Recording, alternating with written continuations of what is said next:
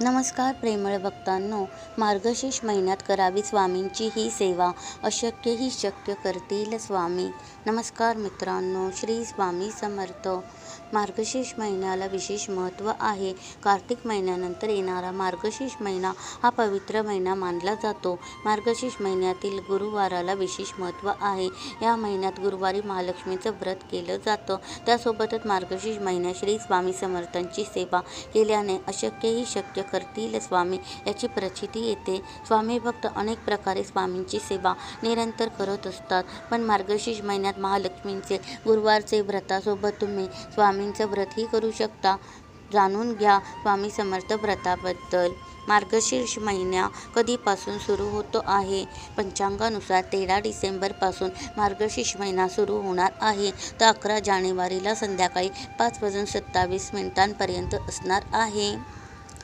मार्गशीर्ष महिन्यात कशी करायची स्वामी सेवा जाणून घ्या. मार्गशीर्ष महिन्यातील गुरुवारी महालक्ष्मी व्रतासोबत तुम्ही श्री स्वामी समर्थ यांचे 11 गुरुवाराचे व्रत करू शकता. या व्रताबद्दल अनेक स्वामी भक्तांना माहिती आहे. जर तुम्हालाही याबद्दल माहिती नसेल तर स्वामींचे या सेवेबद्दल आज तुम्ही माहिती जाणून घ्या. बरेच जण आपल्या मनातील इच्छा पूर्ण करण्यासाठी मार्गशीर्ष महिन्यातील 11 गुरुवारचे व्रत स्वामी सेवेमध्ये करतात. शिवाय हे व्रत केल्याने आयुष्यात कोणत्याही अडचणी येऊ नये यासाठी हे केले जाते. कामात यश आणि प्रगतीसाठी स्वामींचे व्रत अनेक भक्त करत असतात. स्वामींचं व्रत करताना अशी करा पूजेची मांडणी. तुम्हालाही स्वामी समर्थांचे 11 गुरुवाराचे व्रत करायचे असेल तर पूजेची मांडणी कशी करायची हे जाणून घ्या. हे व्रत करताना स्वामींवर अखंड श्रद्धा आणि विश्वास असावा. हे व्रत मार्गशीर्ष महिन्यातील पहिल्या गुरुवारपासून सुरू करावे. गुरुवारी लवकर उठून स्नान करावे. त्यानंतर ज्या ठिकाणी पूजेची मांडणी करणार असाल ती जागा स्वच्छ करून घ्या.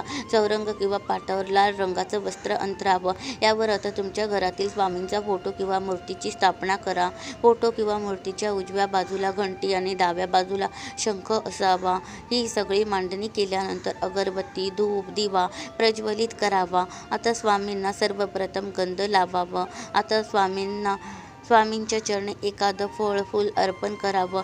साखर, त्यावर तुळशीचं पान असलेली वाटी ठेवावी. त्यासोबत छोट्या लोटी तांब्यात पाणी ठेवावं. आता जिथे घंटी ठेवली आहे त्याच्यासमोर तुमच्या घरातील जपाची माळ ठेवा. त्यानंतर स्वामींच्या फोटो किंवा मूर्तीला हार घाला. तुम्ही मिठाईचा प्रसादही दाखवू शकता. जर तुमच्या घरात स्वामी समर्थांचं गुरुचरित्र सारामृत पोथी असेल तर ही पोथी पूजा मांडणीसोबत ठेवा. ही मांडणी करताना मनात फक्त स्वामींचं नाव जपा. इतर कुठलाही विचार मनात येऊ देऊ नका. स्वामींची सेवेचा व्रत संकल्प घ्या. हे व्रत करण्यापूर्वी 11 गुरुवारचा व्रताचा संकल्प घ्यावा.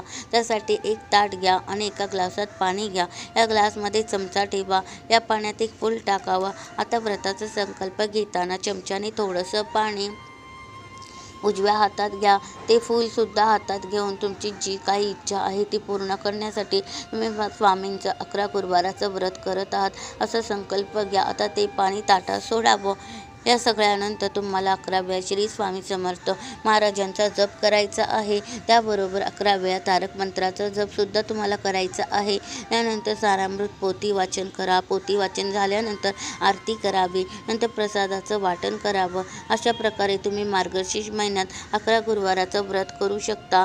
संकल्प फक्त पहिल्या गुरुवारी करावा. हे व्रत करत असताना एखाद्या गुरुवारी स्वामी समर्थांच्या मठात जाऊन एक नारळ आणि खडीसाखर अर्पण करावी. जर हे शक्य झालं नाही तर तुम्ही तुमच्या घरी स्वामींच्या चरणी अर्पण करू शकता. सकाळी वेळ नाही पण सेवा करायची, मग काय करावे? आजकाल अनेकांना सकाळी वेळ नसतो पण त्यांना श्री स्वामी समर्थांचं व्रत करायचे असते. मग अशा वेळी हे व्रत कसं करणार? तर तुम्ही सकाळी पूजेची मांडणी आरती करू शकता. मग दिवसभरात किंवा संध्याकाळी तुम्हाला जेव्हा शक्य असेल तेव्हा बाकीची पूजा करू शकता. म्हणजे तारक मंत्र, पोथी वगैरे वाचू शकता. 11 गुरुवार शक्य होत नसतील तर काय करावे?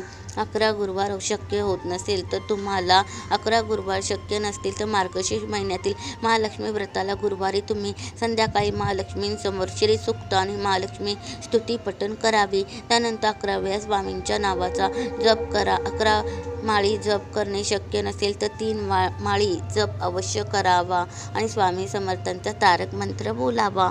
तुम्हा सर्वांवरती माता महालक्ष्मींची, स्वामी समर्थांची कृपादृष्टी अखंड राहो. व्हिडिओला लाईक, शेअर, सबस्क्राईब करायला विसरू नका. धन्यवाद. श्री स्वामी समर्थ. जय जय स्वामी समर्थ.